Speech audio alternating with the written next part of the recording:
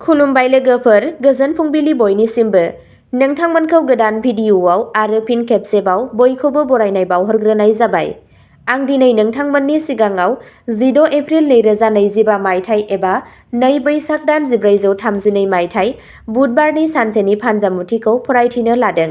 आसा खालामो नोंथांमोनहा भिडिअ'खौ नायना मोजां मोनगोन।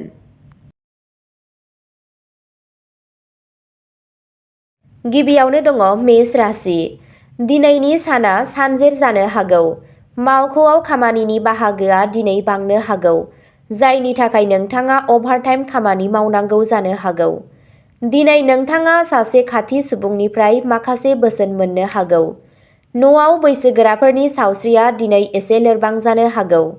नोंथांनि पार्टनारआ दिनै गावनि लोगोनिफ्राय मोनसे अनथोब मोननो हागौ।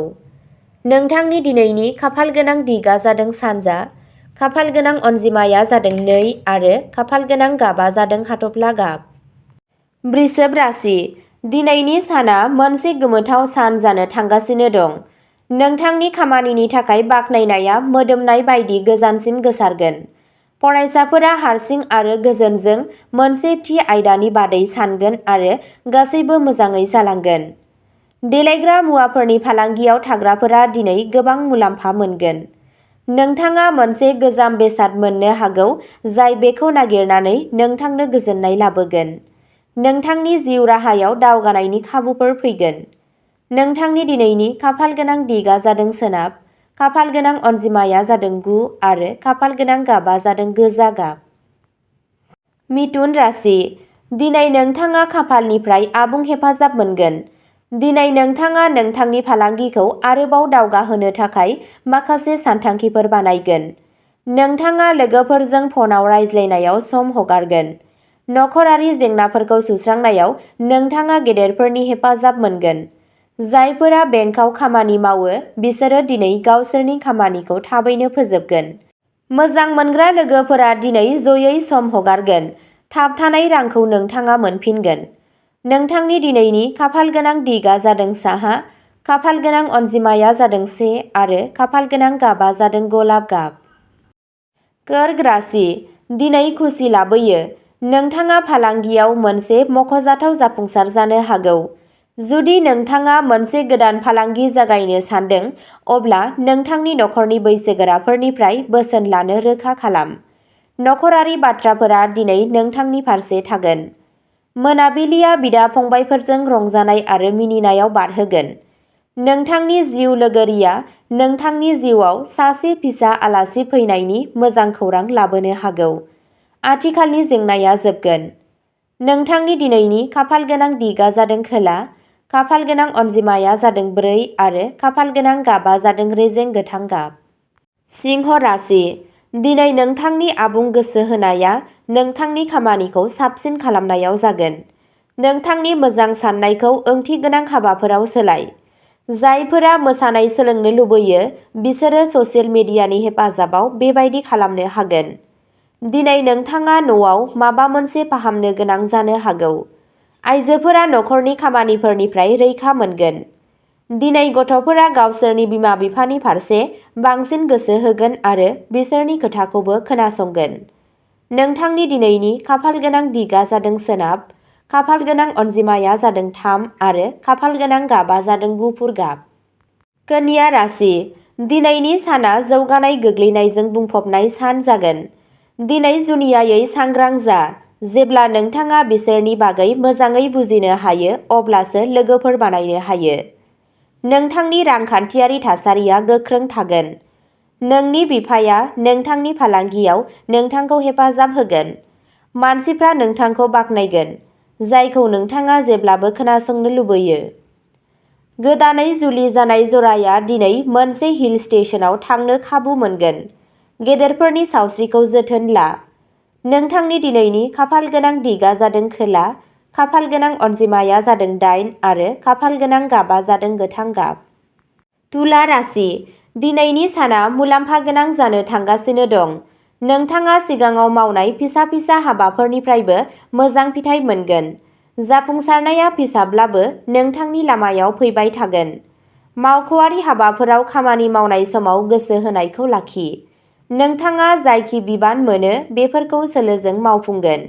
जायफोरा सम्पथि फालांगिरि बिसोर मोजां सम मोनगोन आरो नोंथाङा थाबथानाय गासैबो रांखौ मोनफिनगोन। सावस्रिया सिगांनिख्रुइ साबसिन थागोन। नोंथांनि दिनैनि खाफालगोनां दिगा जादों सा, खाफालगोनां अनजिमाया जादों 6 आरो खाफालगोनां गाबा जादों चन्दननि गुफुर गाब।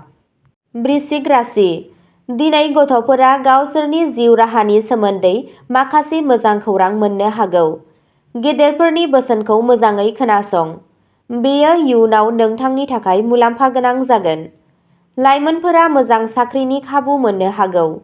राजखान्थियाव लोब्बा थानाय सुबुंफोरा गावसोरनि सिगांनि नाजानायफोरनि थाखाय बाख्नायनाय मोनगोन। जुदि नोंथाङा इलेक्ट्रनिक बेसादफोर बायनो लुबैयो अब्ला दिनैनि साना बेनि थाखाय मोनसे मोजां सान। जुलि जानाय जिउआव गोदैया थाबाय थागोन। नोंथांनि दिनैनि खाफालगोनां दिगा जादों खोला, खाफालगोनां अनजिमाया जादों 5 आरो खाफालगोनां गाबा जादों गोमो गाब। धनु राशि। दिनैनि साना मोजां जानो थांगासिनो दं। गावनि जिउ राहाखौ दावगाहोनो नाजानायनि जाहोनाव नोंथाङा मुलाम्फा मोनगोन। नोंथांनि गथ'फोरनि जाफुंसारनाया न'आव मोनसे रंजाथाव आबहावा सोरजिगोन। बेलासियाव नों गावनि जिउ लोगोरिजों मोजां सम हगारगोन। नोंथांनि गथ'फोरा दिनै गावनि बिमाखौ माबा मोनसे गोनां खामानियाव मदद होनो हागौ जाय बिसोरखौ मोजां मोनहोगोन। देहायारि नोजोरजों दिनै नोंनि सावस्रिया मोजां जागोन। नोंथांनि दिनैनि खाफालगोनां दिगा जादों सोनाब, खाफालगोनां अनजिमाया जादों 9 आरो खाफालगोनां गाबा जादों गोजा गाब। मकर राशि। दिनै नोंथाङा नोंथांनि खामानिनि जायगायाव गोबां जाफुंसार जानो हागोन। नखरारि आयदाफोराव दिनै नोंथाङा गुसु गोसोजों साननांगौ। नोंथांनि फंबायआ गावनि खामानियाव नोंथांनि हेफाजाब बिनो हागौ। दिनै नोंथाङा नोंथांनि मोजां हाबाफोरनि थाखाय समाजाव सिनायथि मोनगोन। मेडिसिन फरायनाय फरायसाफोरा गावसोरनि बैसोगोराफोरनिफ्राय मदद मोनगोन। न'आव गोनांथार लेखा बिलाइयाव जुनिया गोसो हो। सावस्रि जेंनाफोरनि थाखाय नारसिननाया बांनो हागौ। नोंथांनि दिनैनि खाफालगोनां दिगा जादों सानजा, खाफालगोनां अनजिमाया जादों 8 आरो खाफालगोनां गाबा जादों गोथां गाब। कुम्भ राशि। दिनै खामानि मावग्रा जायगायाव नोंथांनि लोगोफोर आरो बैसोगोराफोरा नोंथांनि दिन्थिफुंनायजों गोजोनगोन। फालांगियाव गावनि बिफानि गेजेरजों होनाय बिबानफोरखौ नों गोरलैयैनो मावफुंगोन। बे नेरसोनजों सोमोन्दो थानाय जायफोरा फार्निचार फालांगियाव दं बिसोरो आसा खालामनायनिख्रुइ बांसिन मुलाम्फा मोनगोन। नखरनि बयबो नोंथांनि आखुजों गोजोनगोन। गथ'फोरा दिनै नोंथांजों गेलेनो नारसिननो हागौ। सावस्रिनि बागै सांग्रां दाजा। फुंआव सिखारनायनि उनाव ब्याम खालामनायखौ थि खालाम। रांखान्थियारि थासारिया मोजां जागोन। नोंथांनि दिनैनि खाफालगोनां दिगा जादों सोनाब, खाफालगोनां अनजिमाया जादों 3 आरो खाफालगोनां गाबा जादों गुफुर गाब। मीन राशि। दिनै नोंथाङा गावखौ मोनसे सोलायनाय फावआव मोनदांगोन। जिम फोरोंगिरिया दिनै मोजां मक्केल मोनगोन। नोंथांनि जिउ राहायारि रोंग'थिया गोख्रैसिन जागोन आरो नोंथाङा गावखौ मोनसे गोख्रों मोनदांथिजों जिउ राहायारि बादायलायनायाव सिगांथिं दावगालांनाय मोनगोन। नोंथाङा नोंथांनि थाथाय आरो आयखौ समान एबा बांहोनो खाबु मोनगोन। दिनै गारि सालायनाय समाव सांग्रां जा, जाब्रबथाय जानो हागौ। नोंथांनि दिनैनि खाफालगोनां दिगा जादों सानजा, खाफालगोनां अनजिमाया जादों 5 आरो खाफालगोनां गाबा जादों गोथां गाब। अब्ला दिनैनि राशि फरायथिनाया एसेनोसै। नोंथांमोनहा बेबादिनो सानफ्रोमबोनि फानजामुथिखौ मिथिनो थाखाय चेनेलखौ साबस्क्राइब खालामनानै लादो आरो भिडिअखौ मोजां मोनदोंब्ला अन्नानै लाइक, शेयार आरो कमेन्टबो खालामनानै होलांब्लानो जाबाय। गोजोन्थों।